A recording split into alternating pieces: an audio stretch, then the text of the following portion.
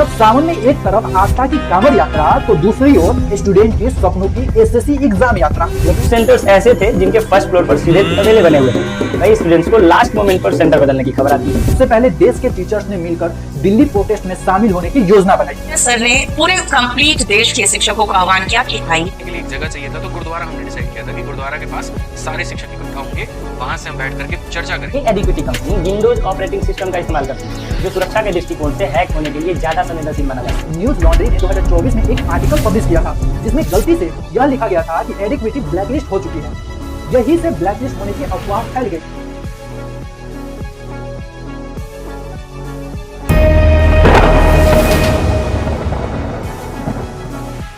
हर साल लाखों छात्र एसएससी की वैकेंसी का बेसब्री से इंतजार करते हैं।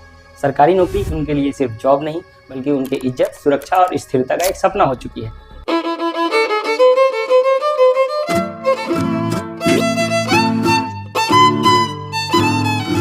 एसएससी एक ऐसा प्लेटफॉर्म है जो बिना किसी सिफारिश सिर्फ मेरिट के दम पर नौकरी लेने का मौका देती है। गांव का एक गरीब लड़का भी यही सोचता है कि बस एक बार एसएससी निकल जाए और मेरा जॉब गवर्नमेंट हो जाए।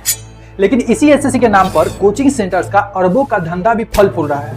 पटना के मछुआ टोली से लेकर दिल्ली के मुखर्जी नगर तक ऑनलाइन और ऑफलाइन दोनों तरह के कोचिंग सेंटर खुले पड़े हैं। 1000 रुपए से लेकर लाख रुपए तक की फी ली जाती है। हर बैच का अपना एक स्लोगन होता है, जैसे अब की बार सिलेक्शन तय है।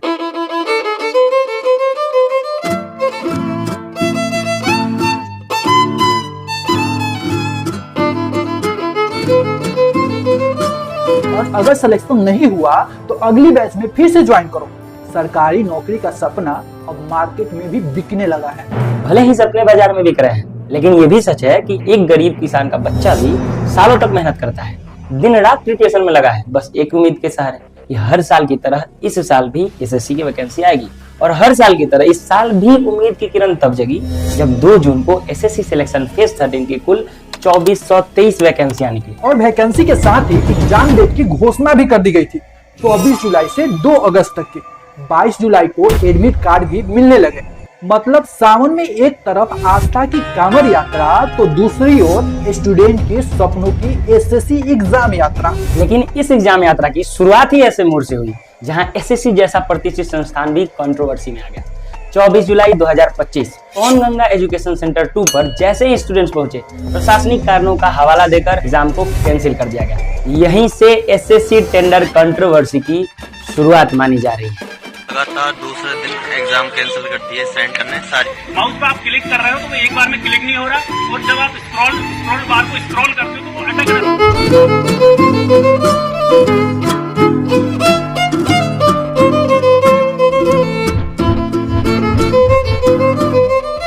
इसी दिन एडुकासा इंटरनेशनल एग्जाम सेंटर पर पहली पाली का एग्जाम टेक्निकल ग्लिचेस की वजह से रद्द कर दिया गया।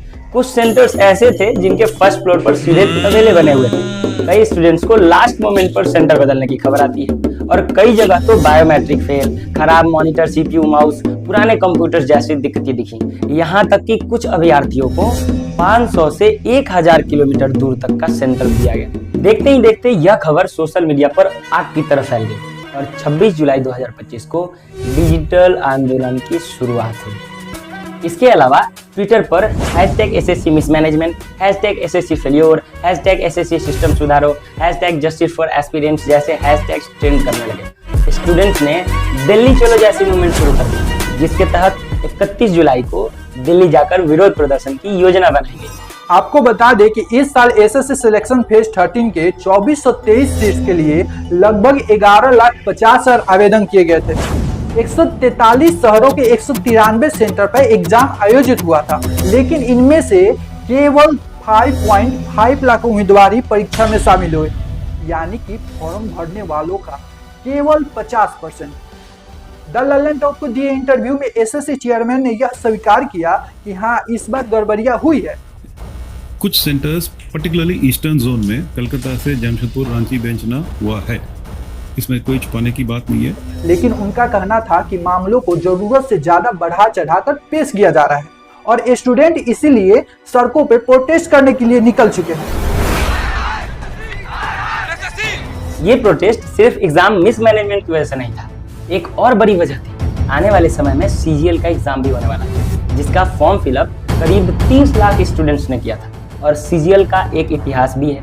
2013 से लेकर 2018 तक पेपर लीक के कई मामले सामने आ चुके हैं। अब इस बार मुद्दा सिर्फ इतना ही नहीं था कि एग्जाम गड़बड़ हो गया, बल्कि ये भी था कि टेंडर प्रोसेस में गड़बड़ी का शक पैदा हो गया। दरअसल बात ऐसी थी कि टेंडर देने के लिए हुई टेक्निकल टेस्टिंग में टीसीएस को 94.11 मार्क्स मिले थे, जबकि एडिक्विटी को सिर्फ 87.88 मार्क्स। फिर भी टेंडर एडिक्विटी को दे दिया गया, जो इतनी बड़ी परीक्षा पहली बार कराने जा रही थी और पहले भी कई विवादों में रह चुकी थी। देखो, असल में एसएससी का टेंडर अलॉटमेंट एक पूरी प्रक्रिया और अंकगणित के हिसाब से होता है।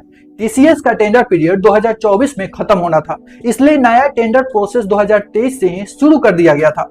सबसे पहले सभी एप्लीकेंट कंपनीज को एक ऑनलाइन टेक्निकल टेस्ट देना था। इसमें टीसीएस ने ज्यादा मार्क्स लिए, लेकिन एडिक्विटी ने पर कैंडिडेट कॉस्ट कम बताकर टेंडर जीत लिया।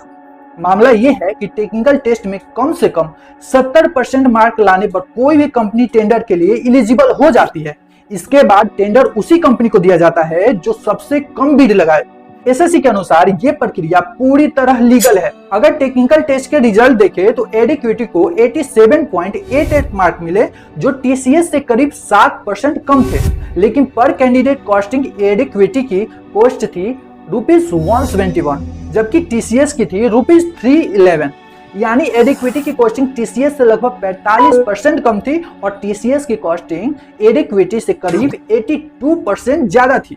अंतर वाकई जमीन और आसमान का था। भले ही पर कैंडिडेट कॉस्टिंग में अंतर कितना भी क्यों ना हो, लेकिन 1968 में संसद की द एस्टीमेट कमेटी की 47वीं रिपोर्ट में जिस उद्देश्य से एसएससी की कल्पना की गई थी और 1975 में जिस मकसद से यह आयोग अस्तित्व में आया था, यह उद्देश्य आज पूरी तरह फेल्योर की स्थिति में नजर आ रहा है। मुख्य कारण साफ है, परीक्षा को समान तरीके से और इम्पैरिटल रूप से आयोजित करने में विफलता और परीक्षा की जिम्मेदारी ऐसी प्राइवेट कंपनी को सौंपना जिसके कारण हजारों छात्रों को मानसिक, आर्थिक और समय का नुकसान झेलना पड़ा। और यही वजह थी कि सिर्फ छात्र ही नहीं बल्कि देश के जाने माने टीचर्स जैसे नीतू मैम, राकेश सर, अभिनव सर, गगन प्रताप सर भी छात्रों के साथ खड़े हुए और 31 जुलाई के आंदोलन में शामिल हुए।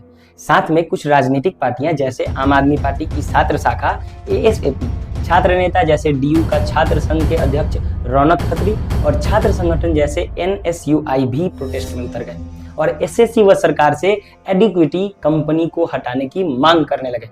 जब ये टीचर्स डीओपीटी मिनिस्टर से मिलने जा रहे थे, तब उन्हें नॉर्थ ब्लॉक पार्लियामेंट स्ट्रीट पर रोक दिया गया। यहाँ तक कि उन पर एब्यूजिव लैंग्वेज का इस्तेमाल भी हुआ। पीसफुल प्रोटेस्ट के बावजूद प्रशासन ने लाठीचार्ज तक किया। सबसे पहला लाठीचार्ज नॉर्थ ब्लॉक के पास हुआ, जहां नीतू मैम समेत कई टीचर्स को डिटेन किया गया। उन्हें डीटीसी बस में ऐसे भरा जैसे कि कोई सामान भर रहा हो। घंटों तक उन्हें बिना खाना पानी के घुमाया गया और करीब 30 किलोमीटर दूर बवाना पुलिस स्टेशन ले जाया गया। दूसरा लाठीचार्ज जंतर मंतर पर हुआ, जहां से टीचर्स को 15 किलोमीटर दूर तिमार पुलिस स्टेशन ले जाया गया। कई टीचर्स ने तो ये भी दावा किया कि उन्हें बाथरूम तक नहीं करने दिया गया है और उनके साथ बदतमीजियां तक की गई हैं।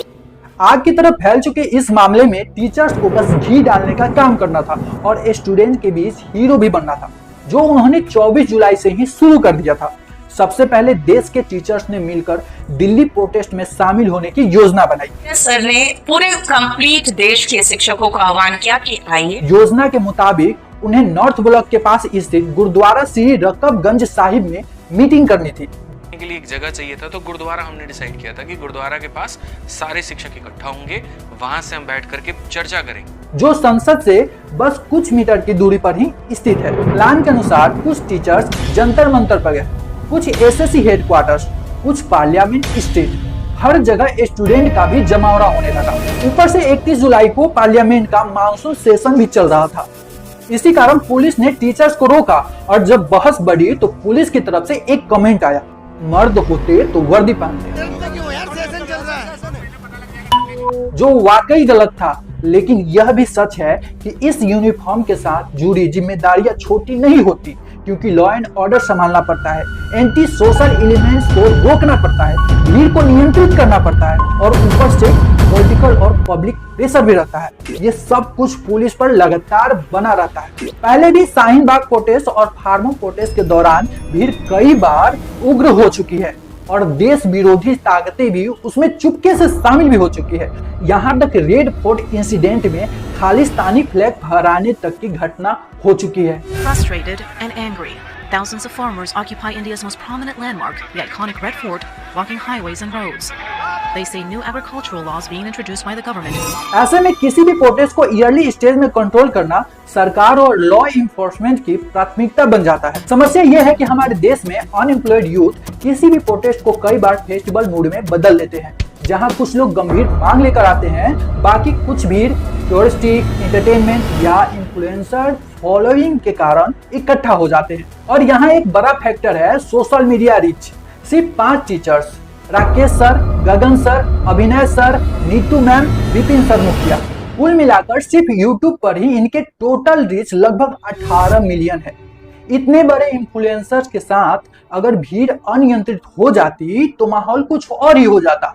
इसलिए पुलिस की शक्ति को सिर्फ निगेटिव वे में नहीं देखना चाहिए, बल्कि इसे एक प्रिवेंटिव मेजर के रूप में भी समझना जरूरी है, ताकि स्थिति हाथ से निकलने से पहले ही मैनेज हो सके। टीचर्स की मांग भी अपनी जगह सही थी।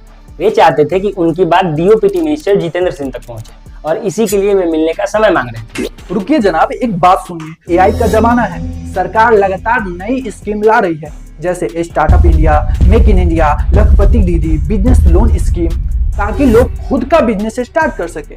आज हालात ये है कि लोगों के पास बचत कम हो रही है, ऑनलाइन एजुकेशन का चलन तेज हो रहा है और सेल्फ स्टडी अब कई लोगों के लिए सबसे बेहतर ऑप्शन बन चुका है।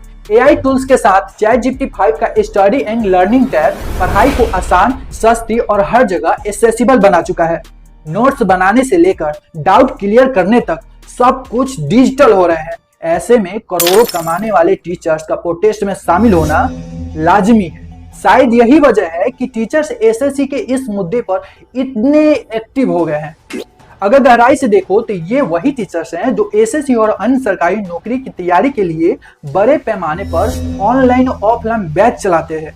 इनकी कोचिंग फी लाखों में जाती है, टर्नओवर करोड़ों में होते हैं और नेटवर्थ अरबों में पहुंचती है। एक उदाहरण लो, मान लो किसी टीचर्स या कोचिंग इंस्टीट्यूट में एक बैच में 1000 बच्चे पढ़ते हो, फीस सिर्फ 10,000 हो और 10 बैच चल रहे हो तो कमाई 10 करोड़ हो जाता है। इसके बाद भी साल भर अलग अलग एसएससी वैकेंसीज के लिए अलग अलग क्रैश कोर्स लॉन्च होते हैं, अलग अलग किताबें लॉन्च की जाती है। ये सब कोचिंग सेंटर्स के लिए करोड़ों कमाने का जरिया है।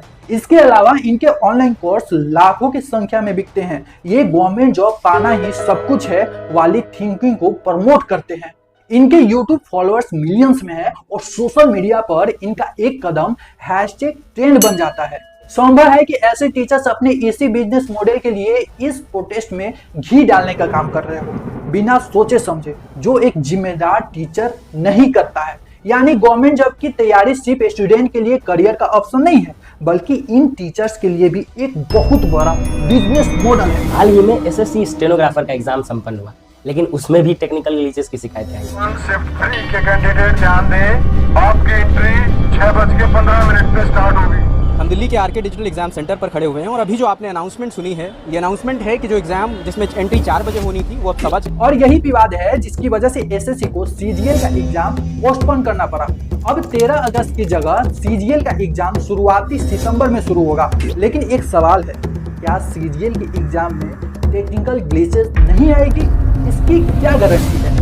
एसएससी चेयरमैन ने खुद स्वीकारा है कि कुल 55,000 से ज्यादा शिकायतें आई हैं। एक इंटरव्यू में चेयरमैन ने दावा कर दिया कि फेज 13 के आखिरी 3 दिन के एग्जाम्स बिना दिक्कत के संपन्न हुए। लेकिन ये सच नहीं था, क्योंकि 2 अगस्त को एसएससी फेज 13 का जो एग्जाम हुआ उसमें करीब 17,000 स्टूडेंट्स भाग लेने वाले थे, लेकिन भाग लेने वालों की संख्या करीब 8,000 तक ही आई और दिल्ली व यूपी के 2 एग्जाम सेंटर्स पर परीक्षाएं रद्द कर दी गई। इससे करीब 2,500 स्टूडेंट्स प्रभावित हुए। एसएससी ने सभी 55,000 प्लस कैंडिडेट की शिकायतों को गंभीरता से लेते हुए फैसला लिया है कि उनका एग्जाम 29 अगस्त से दोबारा कराया जाएगा। 26 अगस्त को इसके एडमिट कार्ड जारी होंगे। लेकिन एक और सवाल है, एग्जाम तो दोबारा हो जाएंगे, लेकिन उन स्टूडेंट को कंपनसेशन कौन देगा जिनका खर्चा दोगुना हो गया है?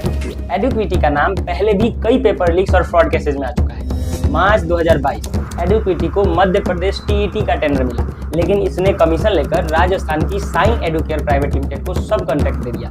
नतीजा ये कि पेपर लीक होकर सोशल मीडिया पर वायरल हो गया। मार्च 2023 एडुकेटी को महाराष्ट्र MBA प्रवेश परीक्षा आयोजित करने का टेंडर मिला। छात्रों ने धोखाधड़ी और पेपर लीक के आरोप लगाए। 150 प्लस छात्रों ने बॉम्बे हाई कोर्ट में री एग्जाम की मांग करते हुए याचिका दायर की। और उसी वर्ष 2023 में ही एडुकेटी को मध्य प्रदेश पटवारी परीक्षा आयोजित करने का टेंडर मिला। नकल और अनियमितताओं की शिकायतें सामने आई। तत्कालीन CM शिवराज सिंह चौहान ने भर्ती परीक्षा तक रोक दी और हाई कोर्ट के रिटायर्ड जज से जांच के आदेश दिए। इसके बावजूद दिसंबर 2023 में MP कर्मचारी चयन बोर्ड ने फिर से एडुकेटी को ठेका दे दिया। 2018 का एक और बड़ा पेपर लीक मामला था संतानु कुमार केस, जो सुप्रीम कोर्ट तक गया। 2020 में कोर्ट ने साफ कहा कि एग्जाम कंडक्टिंग एजेंसी अब क्वेश्चन पेपर खुद नहीं बनाएगी। SSC चेयरमैन का बयान भी आया कि पेपर लीक होना नामुमकिन है। 2018 का एक केस है शांतनु कुमार, जिसके केस में सुप्रीम कोर्ट ने 2020 में ऑर्डर दिया कि जो एग्जाम कंडक्ट करता है वो क्वेश्चन नहीं सेट करेगा। पेपर किसी दूसरी कंपनी द्वारा तैयार किया जाता है, यानी एडुकेटी के पास क्वेश्चन बनाने का अधिकार नहीं है। लेकिन फिर भी सवाल उठता है, अगर इतनी कंट्रोवर्सी में घिरी हुई कंपनी है तो इसे टेंडर आखिर क्यों दिया गया? SSC चेयरमैन ने कई ऑपरेशनल मिस्टेक्स को खुद स्वीकार किया, जिनकी वजह से आज हजारों स्टूडेंट्स को परेशानी झेलनी पड़ रही है। DOPT मिनिस्टर ने भी टीचर से मुलाकात कर इस मुद्दे को समझा और भरोसा दिलाया कि जांच होगी और कमियों को दूर किया जाएगा। ये है कि टेक्नोलॉजी के साथ बग्स ठीक होते हैं, लेकिन यहाँ तो लगातार ग्लिचेज और एरर्स आ रहे हैं। तो जिम्मेदार कौन है? सरकार, SSC या फिर सिस्टम का लूपहोल? ये एडुकेटी कंपनी विंडोज ऑपरेटिंग सिस्टम का इस्तेमाल करती है, जो सुरक्षा के दृष्टिकोण से हैक होने के लिए ज्यादा संवेदनशील माना जाता है। SSC चेयरमैन ने कहा था कि हर सेंटर पर SSC द्वारा एक बॉक्स लगाया जाएगा, जिसमें किसी भी तरह की छेड़छाड़ होगी तो कैंडिडेट तुरंत पकड़ा जाएगा। लेकिन सवाल ये है कि अगर इतनी ही सुरक्षित सिस्टम है तो SSC खुद का सॉफ्टवेयर क्यों नहीं बना रही है? एडुकेटी कंपनी पर एक और गंभीर आरोप लगा, ब्लैकलिस्ट होने का, जिसे बिना जांच परख के कई टीचर्स, राजनीतिक पार्टियां और न्यूज एजेंसियों ने भी बुनाया। दरअसल न्यूज लॉन्ड्री ने 2024 में एक आर्टिकल पब्लिश किया था, जिसमें गलती से यह लिखा गया था कि एडुकेटी ब्लैकलिस्ट हो चुकी है। यही से ब्लैकलिस्ट होने की अफवाह फैल गई, जिसे बाद में सुधारा गया। असल में केंद्रीय प्रशिक्षण महानिदेशालय ने इसे केवल ऑनलाइन परीक्षा के लिए एलिजिबल नहीं माना था। अब सवाल ये है कि बिना सोचे समझे और बिना किसी सबूत के टीचर्स ने ये अफवाह क्यों फैलाई? हरियाणा की एक 22 साल की लड़की खुशबू, जिसका सिग्नेचर फॉर्म भरते समय आसानी से सबमिट हो जाता है, लेकिन डॉक्यूमेंट वेरिफिकेशन के समय रिजेक्ट कर दिया जाता है और उसे कोर्ट तक जाना पड़ता है। प्रश्न पत्र में एक ही विकल्प बार बार आना और गलत प्रश्नों का दावा स्टूडेंट्स को खुद करना पड़ना, ये भी आम हो चुका है। 15 फरवरी 2023 को स्टेनो ग्रुप C और ग्रुप D का एग्जाम टेक्निकल ग्लिचेस के कारण रद्द करना पड़ा। अक्टूबर 2024 में भी SSC वेबसाइट क्रैश हो गई। 2013 और 2018 में पेपर लीक और सिस्टम हैक के मामले आए और स्टूडेंट्स को कोर्ट का दरवाजा खटखटाना पड़ा। अब सवाल ये है कि SSC पिछले मामलों से सबक क्यों नहीं लेती? अगर अभी SSC सबक नहीं लेगी तो मीटिंग के नाम पर हजारों शिक्षक का जमावड़ा फिर गुरुद्वारे में होगा और मुद्दे के नाम पर भीड़ फिर से पार्लियामेंट की तरफ जाएगी। लेकिन एक बात समझ नहीं आती, जब टीचर्स ऑनलाइन मीटिंग कर सकते थे या बड़े बड़े कोचिंग सेंटर में मीटिंग कर सकते थे, होटल हॉल भी बुक कर सकते थे, तो गुरुद्वारे में मीटिंग करने की ही जरूरत क्यों पड़ी? सिस्टम पर सवाल उठाना बहुत आसान है, लेकिन सिस्टम के तहत चलना उतना ही मुश्किल है। पहले खुद को सुधारने की जरूरत है। साफ है कि ये सरकार की ही कमी है। 145 करोड़ की आबादी वाला देश जो राष्ट्रीय चुनाव सफलतापूर्वक करा सकता है, वही देश बिना गड़बड़ी परीक्षा क्यों नहीं करा पाता? सरकार खुद का सुरक्षित सॉफ्टवेयर क्यों विकसित नहीं कर पाती?